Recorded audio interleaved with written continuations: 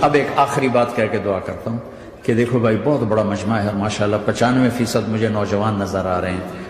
یہاں سے آج صلح کر کے اٹھو اور توبہ کر کے اٹھو، اللہ سے مانگو کہ آج ہم توبہ کر کے اٹھیں، کہ توبہ ایک ایسا عمل ہے جو پچھلے سارے گناہ دھو دیتا ہے، سارے دھونے دھو دیتا ہے، سارے گناہ معاف کر دیتا ہے۔ تو میں آپ کے اور یہ جتنا بات میری آگے جا رہی میڈیا کے ذریعے جہاں جہاں جو سن رہا ہے، میں سب سے ہاتھ جوڑ کے کہتا ہوں کہ آج توبہ کر لو اپنے اللہ کی بارگاہ میں، پچھلے پر توبہ کر لو، آئندہ کے لیے صلح کر لو، انشاءاللہ مزے کی زندگی ہو جائے گی۔ میں اللہ پہ قربان جاؤں، صدقے جاؤں کہ اس نے بھی توبہ کا دروازہ ایسا کھلا رکھا ہے، نہ کوئی عدد کی قید ہے نہ کوئی عمر کی قید ہے، نہ یہ کہتا ہے 1000 دفعہ توڑ دی تو پھر قبول نہ ہوگی، نہ یہ کہتا ہے 60 سال عمر گزر گئی تو پھر توبہ قبول نہ ہوگی، بلکہ کہتا ہے ما لم یغرغر، جب تک تیرے گلے کا سانس باقی ہے تیری توبہ کا انتظار رہے گا۔ اور پھر ساتھ یہ کہتا ہے کہ تو اتنے گناہ کر کے زمین سے اٹھا کر آسمان کی چھت کو لگا دے، پھر ایک دفعہ کہہ دے یا اللہ معاف کر تو میں سارے ہی معاف کر دوں گا، ولا ابالغ، مجھے پرواہ بھی نہیں ہوگی، پرواہ بھی نہیں ہوگی۔ میرا ایک شاگرد ہے کراچی میں، اس کے مسجد کے ساتھ ایک عورت تھی، وہ لڑکیاں سپلائی کرتی تھی، کس قدر بدترین کام۔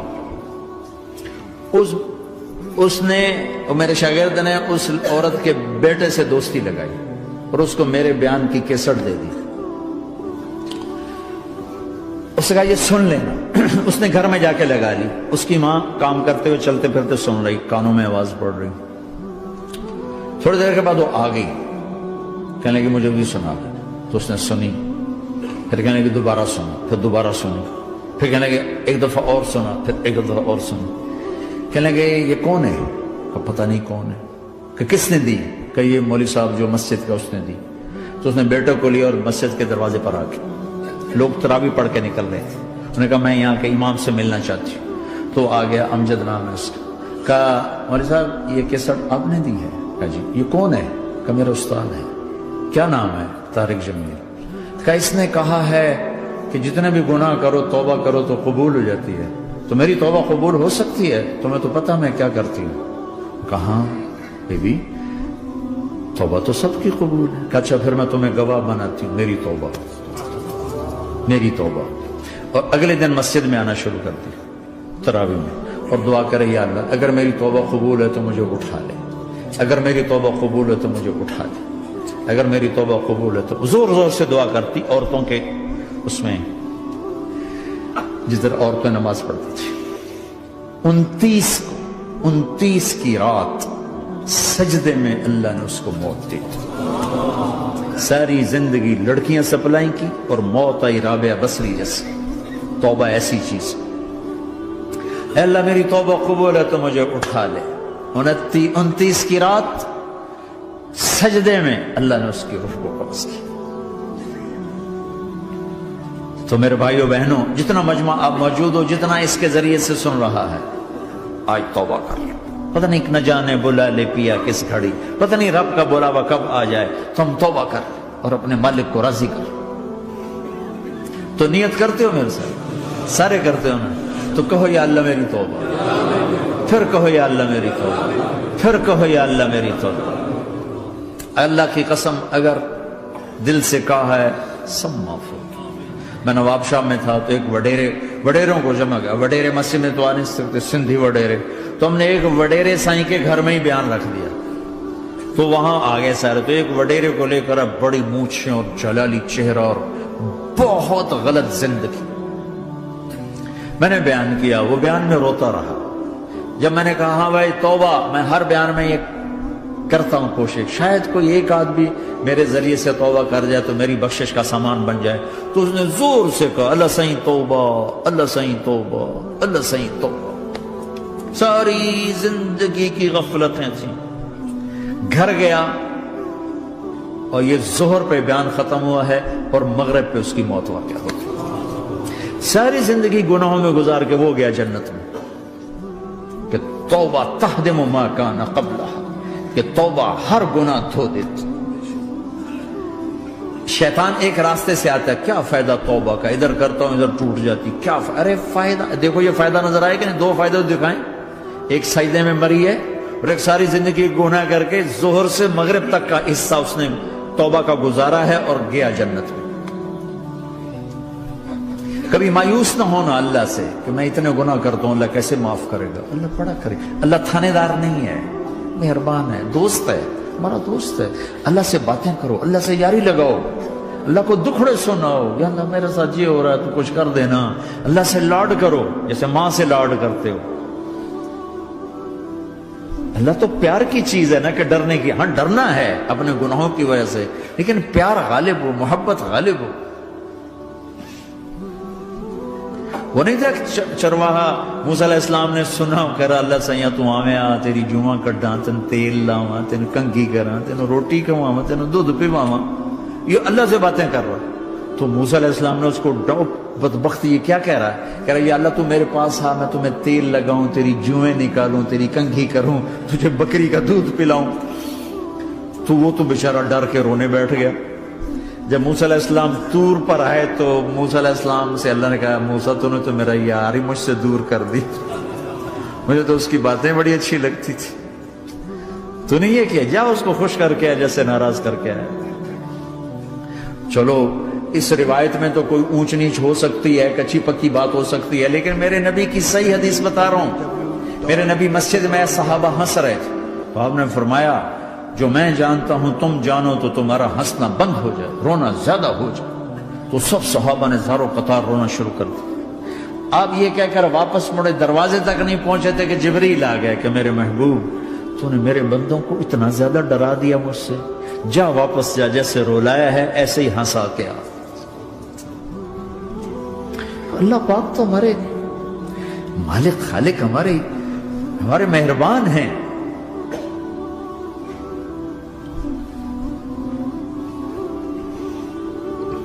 اللہ کو نہیں سنائیں گے تو کس کو سنائیں گے؟ تو جب کبھی توبہ ٹوٹ جائے اللہ کے واسطے مایوس نہ ہونا، پھر کر لینا، پھر کر لینا، پھر کر لینا.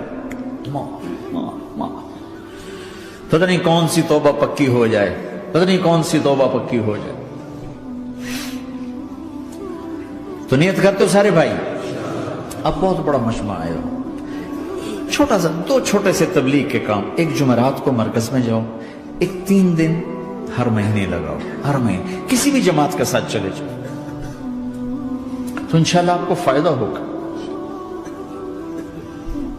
جس جماعت میں 3 دن میں لگے اور میں نے کہا میں 4 مہینے لگاؤں گا، 4 مہینے اللہ نے تقدیر لکھی تھی تو میں آگے چلا گیا. رائمنڈ سے مل گئی جماعت، سارے ان پڑھ، سارے بڑی عمر، میری عمر 18 سال اور سب 40 سال سے اوپر، 60 70 اور سب ان پڑھ اور سب ڈیرہ اسماعیل خان کے دیہاتی، اور اتنے غصے والے کی جماعت میں روز لڑائی ہوتی تھی. ایک آدمی چائے نہیں پیا کرتا تھا تو وہ روزانہ کہتا چائے کیوں بنائی ہے، میری چوانی واپس کرو، 4 آنے میرے واپس کرو. تو 4 آنے روزانہ واپس لیتا تھا، باقاعدہ 4 آنے اس کو روزانہ واپس کیے جاتے تھے کہ میں چائے نہیں پیونی، میری چوانی واپس کرو. اور جماعتوں میں جھگڑا ہوتا ہے کہ تم نے کھانا اچھا نہیں بنایا. اس جماعت میں جھگڑا ہوتا تھا کہ کھانا اچھا کیوں بنایا، اس پہ لڑتے تھے کہ خرچہ زیادہ ہو رہا ہے. اور خرچہ کتنا ہوا تھا؟ 1 مہینے کا سفر، جانا آنا، بس کا جانا بس کا آنا. اور اس زمانے میں کوئی کھانا کھلانے والے سب خود پکایا. 2-4 جگہ کہیں ضیافت ہوئی، 27 روپے ٹوٹل خرچ ہوا تھا. کہ زیادہ خرچہ ہے، روز لڑائی، روز لڑائی. ایک اس میں رانگڑ تھا، اس کو اذان کا بڑا شوق تھا، وہ جاتے اذان دینی شروع کر دیا. وہ بھائی اللہ کے واسطے بھائی تو مسجد کے معاملے میں دخل نہ دے، کیوں نہ دوں؟ گردن لمبی ہوگی، مؤذن کی گردن لمبی ہوگی، میں تو دوں گا.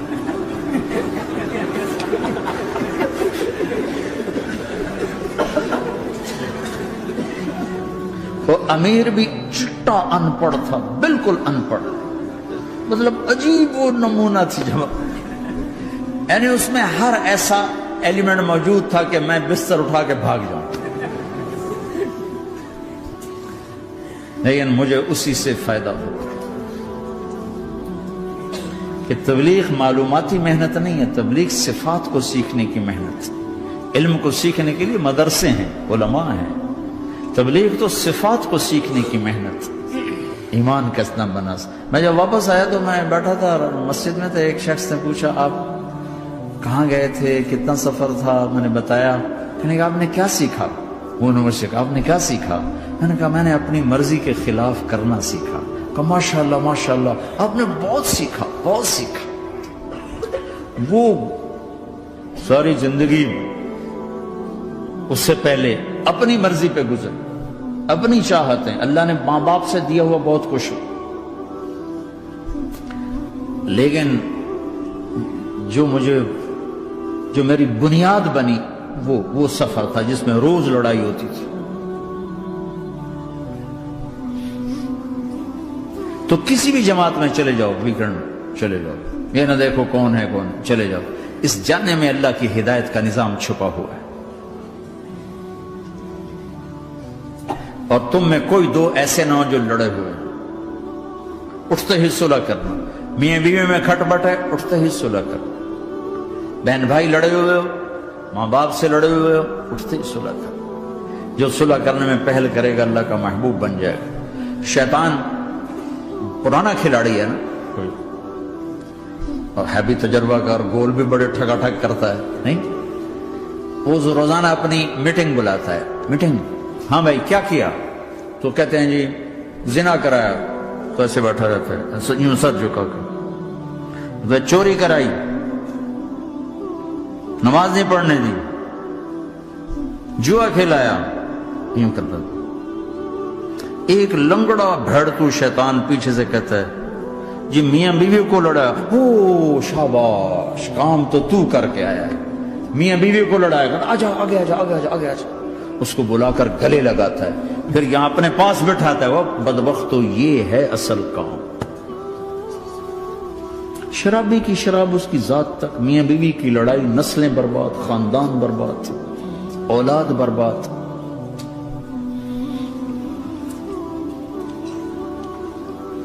تو آپس کا معاشرہ بناؤ، اسلامی معاشرہ بناؤ، محبت والا، درگزر والا. ایک دوسرے کی تعریف کرو، ایک دوسرے کو گفٹ دو، ہدیہ دو. میرے نبی نے فرمایا جب کوئی سفر سے واپس آئے تو بیوی کے لیے ضرور تحفہ لے کر آئے، اور کچھ نہ ملے تو کوئی پتھر ہی لے کر آئے. مارن واسطے نہیں، گفٹ واسطے. اور بیوی سے اللہ کے نبی نے کہا جو بیوی اپنے خامند کو ویلکم کرتی ہے دروازے پر خوشی کے ساتھ، تو اس کو اللہ کی راہ میں جہاد کرنے والے کا آدھا اجر ملتا ہے. صرف مسکرا کے دیکھ. اندر وڑو تو منہ تے 12 بجے منتے، اپنے تو 24 بج جاندے.